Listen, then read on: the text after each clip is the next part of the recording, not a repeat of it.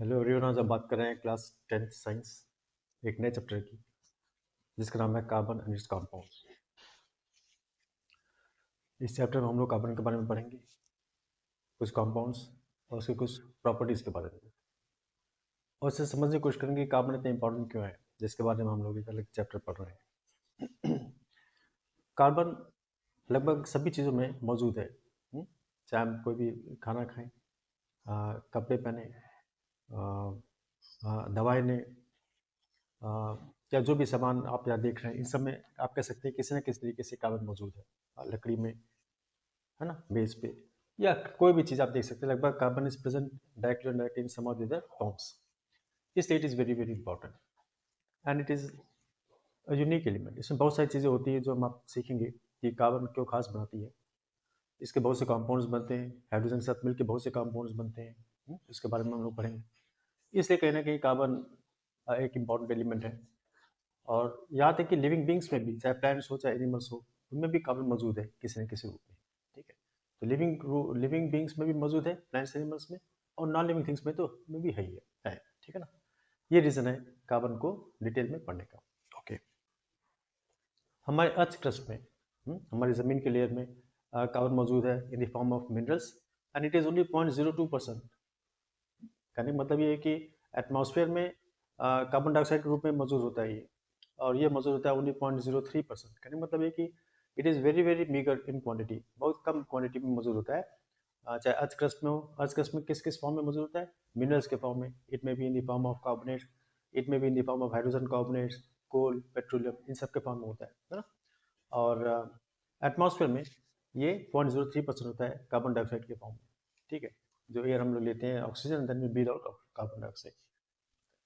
तो कहने का मतलब ये कि इट्स अगर हम देखेंगे अपने वातावरण में, जैसे क्वांटिटी बहुत कम होती है, in spite of this it is very very important element. Okay, now will see bonding in carbon. Bonding in carbon जो होती है वो होती है कोवलेंट बॉन्ड होती है। पिछले चैप्टर में अगर आपको याद हो, मेटल्स और नॉन मेटल्स में हम लोगों ने एक तरह की बॉन्डिंग देखी थी, एक एग्जाम्पल भी की थी, सोडियम क्लोराइड, मैग्नीशियम क्लोराइड, ये सब एग्जाम्पल्स देखे थे। तो इनमें क्या हुआ था, इनमें हुआ था ट्रांसफर ऑफ इलेक्ट्रॉन्स। इनमें जो बॉन्डिंग बनी थी वो थी ट्रांसफर ऑफ इलेक्ट्रॉन से। भाई सोडियम के पास एक एक्स्ट्रा इलेक्ट्रॉन था और क्लोरीन के पास एक कम था, तो उसने क्लोरीन को दे दिया था। ऐसे मैग्नीशियम क्लोराइड भी बना था। तो कुछ बॉन्डिंग होती है जो ट्रांसफर ऑफ इलेक्ट्रॉन से बनती है, और कुछ बॉन्डिंग होती है जो दूसरे तरीके की होती है, जो मास पढ़ेंगे, जिसको बोलते हैं कोवलेंट बॉन्डिंग। है ना? तो कार्बन जो बनाता है दूसरे कार्बन के साथ या किसी दूसरे एलिमेंट्स के साथ, वो जो बॉन्डिंग होती है उसको बोलते हैं कोवलेंट बॉन्डिंग। कोवलेंट बॉन्डिंग में क्या होता है, कोवलेंट बॉन्डिंग का मतलब होता है जैसे कि वहां पे ट्रांसफर ऑफ इलेक्ट्रॉन्स हो रहा था आयनिक बॉन्डिंग में, यहाँ पर शेयरिंग ऑफ इलेक्ट्रॉन्स होता है। ज़्यादातर कार्बन कंपाउंड्स जो होते हैं वो, उनकी मेल्टिंग पॉइंट और बॉइलिंग पॉइंट कम होती है। अगर आप याद करें आयनिक कंपाउंड्स की, तो थाउजेंड्स में जाती थी melting point, boiling point, very very high, है ना। लेकिन यहाँ पे ऐसा नहीं होता। यहाँ पे मैं एक टेबल पे बना रखा है आपको, आप देखिएगा, acetic acid, chloroform, ethanol, methane, इन सब के मेल्टिंग पॉइंट, बॉइलिंग पॉइंट है 290 केल्विन, 391 केल्विन, ऐसे 90, यानी कि इसकी रेंज काफ़ी कम है कंपेयर टू आयनिक कंपाउंड्स। इससे क्या मालूम पड़ता है, इससे मालूम पड़ता है कि इसकी force of attraction between the molecules is not very strong. और ज़्यादातर जितने भी कंपाउंड्स होते हैं कार्बन के, वो सब नॉन कंडक्टर्स ऑफ इलेक्ट्रिसिटी होते हैं। नॉन कंडक्टर्स ऑफ इलेक्ट्रिसिटी होने का मतलब है कि उनमें आयंस नहीं बनता, बिकॉज इलेक्ट्रिसिटी के लिए आयंस की जरूरत पड़ती है, which is possible in case of non metals and metals, जो आपने पीछे देखा था आयनिक बॉन्ड्स में होता है ना। यहाँ पे ऐसा कुछ भी नहीं होता। अब समझने की कोशिश करते हैं कि कार्बन कोवलेंट बॉन्ड्स क्यों बनाता है। ठीक, आपको बताता हूँ। कार्बन का एटॉमिक नंबर कितना होता है,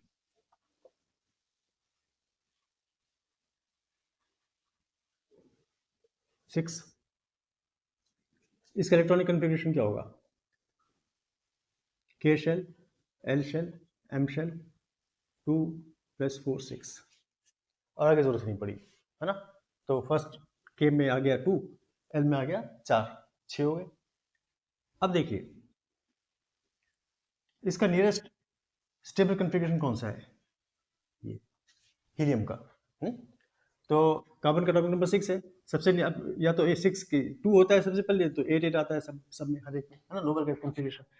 तो यहाँ पर दो तरीके से स्टेबल हो सकता है। अगर हम लोग आयनिक बॉन्ड देखेंगे कार्बन में, बनाने की कोशिश करेंगे इसको उस तरीके से, तो क्या होगा, जब भी कोई रिएक्शन होगा तो दो दो केस रह जाएंगे। नंबर वन, कार्बन 4 इलेक्ट्रॉन्स किसी को दे देगा, give 4 electrons, give 4 electrons, 4 electrons किसी को दे देगा ये। तब क्या होगा, थोड़ा सा समझने की कोशिश करते हैं, यहाँ पे हमको समझा रहा हूँ। ये कार्बन है, ये कार्बन है ऐसे कुछ, और यहाँ पर है 2 + 4, 4 की बात करता हूँ मैं, 1 2 3 4, और यहाँ पर है 2। ये दो जो मैंने मार्क किए हैं, ये 2 हैं अंदर के इलेक्ट्रॉन्स, और ये 4 बाहर के। ठीक है, तो इस तरीके से बना 6। अब होता क्या है, अगर कार्बन को 4 इलेक्ट्रॉन्स देना हो तब भी स्टेबल हो जाएगा, बिल्कुल ठीक बात है। अब किसी भी एटम में आपको पता है कि number of electrons is equal to number of protons, है ना, 6।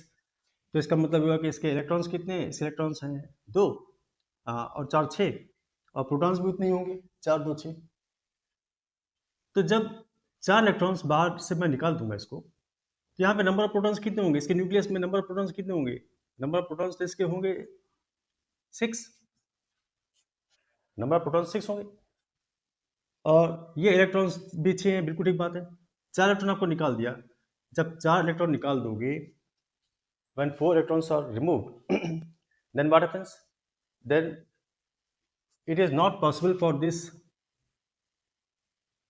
nucleus which is having 6 protons to hold on to 2 electrons.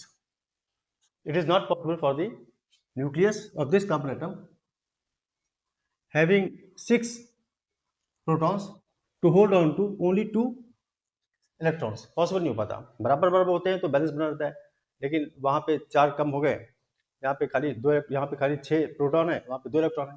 It is not possible, feasible नहीं हो पाता ये, है ना। इसलिए ये केस हम लोग इसको रूल आउट कर देते हैं। ठीक है, उस तरीके से दूसरे केस में क्या होगा, जब कार्बन टेक्स, अगर मान लीजिए 4 इलेक्ट्रॉन ले लिए,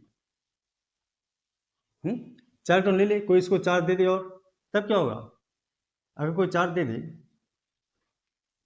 तब नंबर ऑफ प्रोटॉन्स कितने होंगे, नंबर ऑफ प्रोटॉन्स तो रहेंगे 6 ही, और कितने हो जाएंगे आपके इलेक्ट्रॉन्स, इलेक्ट्रॉन्स हो जाएंगे आपके 4 प्लस अनदर 4, यानी कि 8 हो जाएंगे।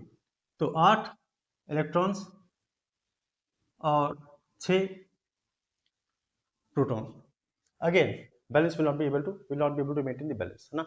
8 इलेक्ट्रॉन्स 6 प्रोटॉन्स, तब भी पॉसिबल नहीं हो पाएगा बैलेंस, तो कहीं ना कहीं बैलेंस बिगड़ जाता है, जिसकी वजह से हम कह सकते हैं कि in this case, in case of carbon, it is not possible to either give 4 electrons और टेक 4 इलेक्ट्रॉन्स। एक और चीज, कभी भी पहले वाले केस में 4 इलेक्ट्रॉन निकालना, या आप और बड़ी क्लास में पढ़ेंगे, इलेक्ट्रॉन निकालने के लिए बहुत ज़्यादा ताकत, बहुत ज़्यादा एनर्जी की जरूरत पड़ती है, and it is practically impossible to remove 4 electrons. It requires a lot of energy to remove 4 electrons, so it will not be possible. So in both the cases, it is not feasible, and hence we observe that it forms covalent bond. Covalent bond बनता है, covalent bond का क्या मतलब होता है, sharing of electrons. We'll see how covalent bonds are formed. कुछ examples लेंगे और covalent bond को समझने की कोशिश करेंगे, कैसे sharing of electrons के साथ उसको बनाता है। सबसे पहले समझने की कोशिश करेंगे हाइड्रोजन मॉलिक्यूल कैसे बनता है। ओके, हाइड्रोजन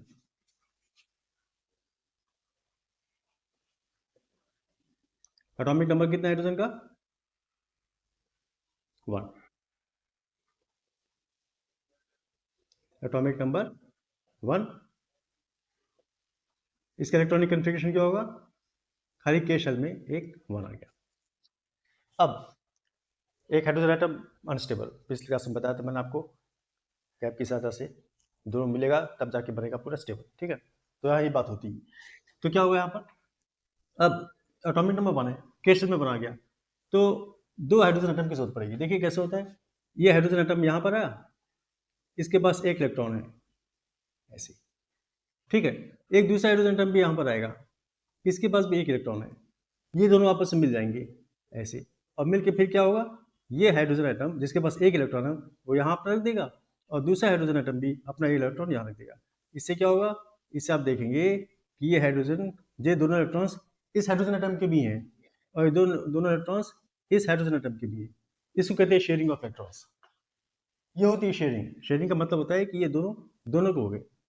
लंच में बैठते हैं बच्चे टिफिन करने, तब क्या करते हैं, कोई दो चपाती लाया, कोई दो कुछ लाया, सब आपस में शेयर कर लेते हैं। तो फिर that is how it is sharing. Sharing means सबका हो गया। ये फायदा होता है इसका। अब यहाँ पे क्या हो रहा है, ये हाइड्रोजन एटम भी बैलेंस हो गया, इसका इलेक्ट्रॉनिक कन्फिग्रेशन हीलियम के नजदीक नोबल गैस कन्फिग्रेशन आ गया 2, और इस हाइड्रोजन ये हाइड्रोजन एटम भी बैलेंस हो गया। इससे क्या बना, इससे बन गया H2 मॉलिक्यूल। एक एक इलेक्ट्रॉन दोनों ने शेयर किया, है ना। ये मैंने दिखा दिया, इलेक्ट्रॉन है, ये इलेक्ट्रॉन है विच इज बीइंग शेयर्ड। ठीक है, this electron is being shared and such bonds which are formed by sharing of electrons is called covalent bond. इसको बोलते हैं covalent bond. Co means you cooperate and valent means number of electrons present in the last shell. तो last shell में तो valency क्या होती है आपने पढ़ रखा है। तो ये लास्ट शेल में जो इलेक्ट्रॉन्स होते हैं वही हिस्सा लेते हैं। यहाँ पे एक ही शेल है तो यहाँ पर के में आ गया। इस तरीके से बॉन्डिंग बनती है। इसको हम लोग ऐसे भी लिख सकते हैं, हाइड्रोजन और एक लाइन खींच के hydrogen. When single bond, this is called single bond. Yeah? Single bond means only one electron is being shared or between the two. So it is called single bond. And this is depicted like this. This was a very simple example to see how covalent bonds are formed and how hydrogen molecule is formed. ठीक, एक और example लेते हैं।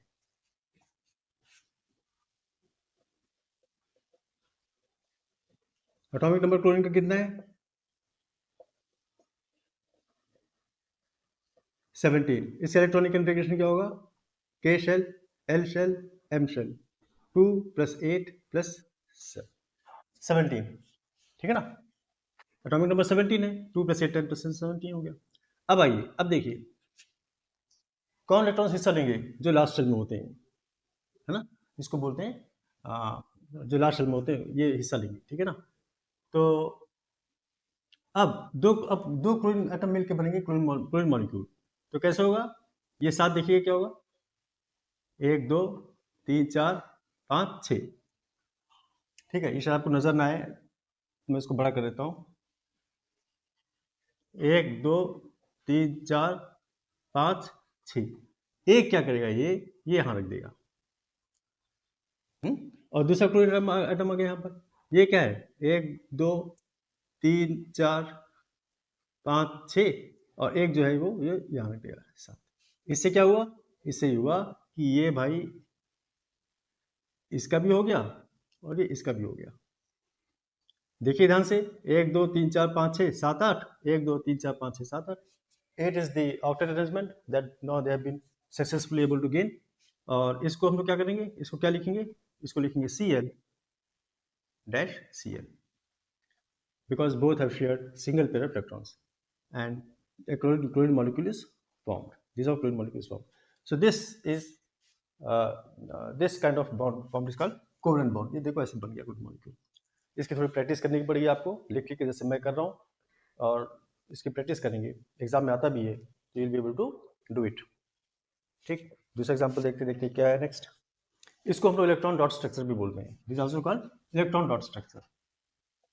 Electron dot structure.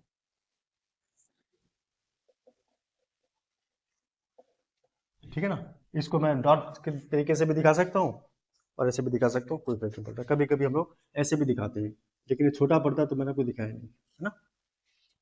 But both are same. Oxygen के देखते हैं।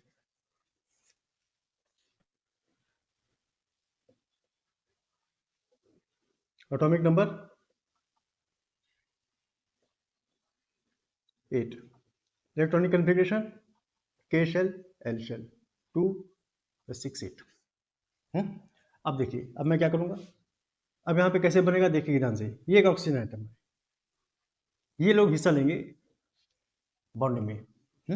Bonding में हमेशा वैलेंस शेल यानी कि जो इलेक्ट्रॉन्स लास्ट में मौजूद होते हैं वह लोग हिस्सा लेते हैं, अंदर वाले हिस्सा नहीं लेते। ठीक है ना। तो जब भी कभी कोई रिएक्शन होगा, बॉन्डिंग होगी, तो ये हिस्सा लेंगे। ये कैसे हिस्सा लेंगे, शेयरिंग करनी है हम लोगों को। इसको अरेंज, इसका सबसे नियरेस्ट कन्फिग्रेशन क्या होगा, ऑक्टेट अरेंजमेंट, 8 इलेक्ट्रॉन्स चाहिए। तो 6 में से क्या होगा, एक ऑक्सीजन एटम दूसरा यहाँ है, ठीक है। तो 1 2 3 4, 4 यहाँ गए और 5 6, इस सब पे 2 यहाँ पे शेयर कर दिए। हमेशा याद रखिए जब भी कभी कोवलेंट बॉन्डिंग होती है तो हमेशा दोनों लोग जो जो भी एटम्स इन्वॉल्व हैं वो सब बराबर बराबर शेयर करते हैं। अगर ये 2 रख रहे हैं तो ये भी 2 रखेंगे, ये नहीं कि एक रख रहा है वो 2 रख रहा है, कभी वैसा नहीं होगा, ठीक है। तो हमें इस तरीके से देखना पड़ता है कि कैसे how we go about it. अब देखिए थोड़ा सा मैनिपुलेशन होता है, 1 2 शुरू शुरू में आपको कठिन लगेगा, बाद में आसान हो जाएगा।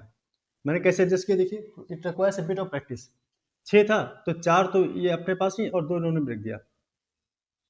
अब गिन के देखिए 1 2 3 4 5 6 7 8 successful, 1 2 3 4 5 6 7 8। And now what you do is you draw like a Venn diagram. ऐसे होता है, आपने इसको एक बना दिया, आपने इसको बना दिया। इससे आपको साफ साफ मालूम पड़ रहा है कि ये इनका भी है इनका भी है, and both have gained octet arrangement, that means noble gas configuration, 8 electrons आ गए।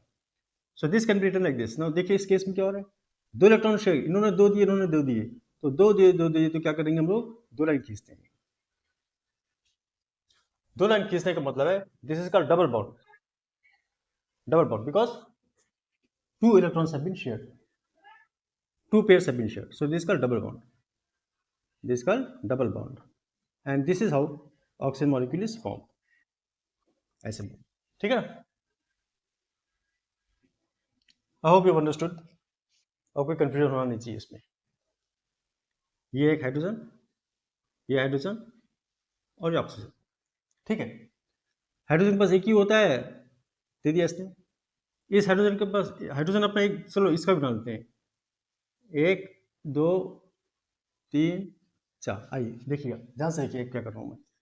इस हाइड्रोजन के पास एक था, मैं इसको हाइड्रोजन का डॉट दिखा रहा हूँ, इसका दिखा रहा हूँ क्रॉस। हाइड्रोजन का एक था, रख दिया इसने। इस हाइड्रोजन का भी एक था, रख दिया इसने। इस, अब भाई जितना ये देगा उतना इनको भी देना है। इस हाइड्रोजन ने एक दिया, इस ऑक्सीजन ने भी, इस हाइड्रोजन ने एक दिया, इस ऑक्सीजन ने एक दिया, इस हाइड्रोजन ने एक दिया, इस ऑक्सीजन ने भी एक दिया।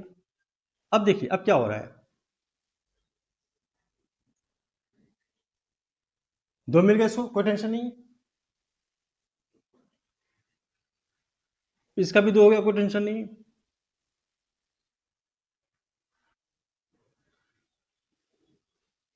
एक 2 3 4 5 6 7 8, इसका 8 हो गया। That means by this arrangement everyone is relaxed. देखिएगा 2 हाइड्रोजन के पास आ गया, 2 हाइड्रोजन के पास आ गया, और इसके पास 1 2 3 4 5 6 7 8, ये सब आ गया 8, क्योंकि ऑक्सीजन को 8 चाहिए, इसको हाइड्रोजन चाहिए। This formation of water molecule, ये बन गया H2। Formation of nitrogen molecule, ठीक है। कैसे होगा, नाइट्रोजन एटॉमिक नंबर कितने नाइट्रोजन का, 7। इसका इलेक्ट्रॉनिक कन्फिग्रेशन क्या है, K शेल L शेल, 2 और 5 7। अब कैसे बनेगा नाइट्रोजन मॉलिक्यूल, देखिएगा ध्यान से देखिएगा मैं क्या कर रहा हूँ। ये एक नाइट्रोजन है, ये दूसरा नाइट्रोजन है, ठीक है। ये 5 है तो हिस्सा लेंगे, है ना, यानी कि 1 2 2 3 यहाँ रखेगा, ये 1 2 3। ये नाइट्रोजन के पास भी 2 हैं, 1 2 और 3 यहाँ रखेगा, 1 2 3। देखिए अब मैं क्या कर रहा हूँ, ये आए ये और ये आए ये, इससे क्या मालूम पड़ रहा है, अब गिनिएगा एक बार, 1 2 3 4 5 6 7 8 ऑक्टेट अरेंजमेंट, 1 2 3 4 5 6 7 8 ऑक्टेट अरेंजमेंट। हुआ क्या है, इन्होंने 3 दिया, इन्होंने 3 दिया, so that means a triple bond is being formed here. So you write 3 lines like this. Oxygen was double bond, hydrogen was single bond, and this is triple bond. We've also seen the formation of water molecule किसी और element के साथ, oxygen hydrogen oxygen, ये सब अकेले का molecule है ना, ऐसे बना nitrogen. Clear? So this is triple bond has been N2 molecule.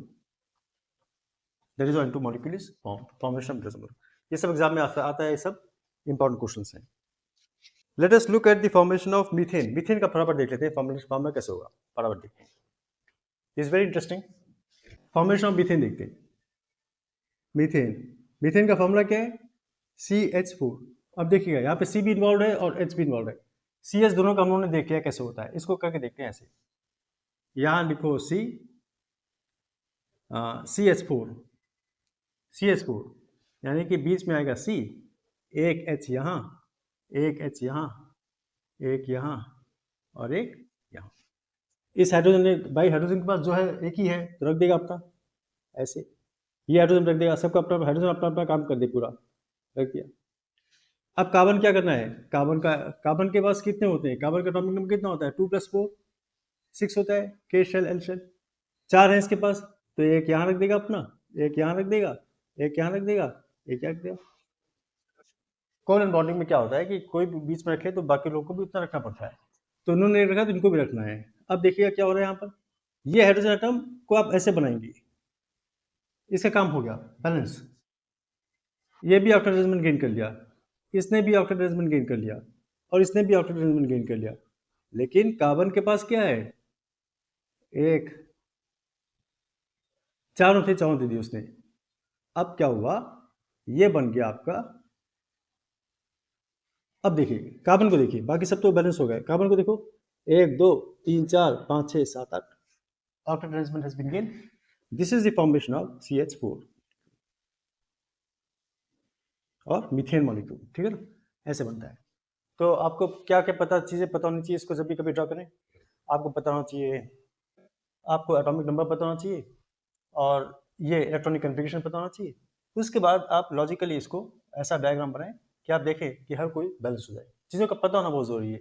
There is no need to by heart anything, बस खाली देखो कैसे मैंने किया, ये हाइड्रोजन, ये हाइड्रोजन। अगर कॉन्सेप्ट क्लियर हो तो आप आसानी से किसी भी चीज़ का कोई भी डायग्राम बना सकते हैं, ठीक है। ये मकसद, जब भी यहाँ खड़ा होता हूँ तो मकसद ये रहता है कि यू अंडरस्टैंड दी कॉन्सेप्ट, ठीक, ताकि आप कर सकें। Okay, we have finished all the one part of the chapter. In the next class, we'll take up versatile nature of carbon. In case of any confusion, you can use the email ID. क्या है वो? urmilprakashclasses@gmail.com. Okay, thank you. Bye.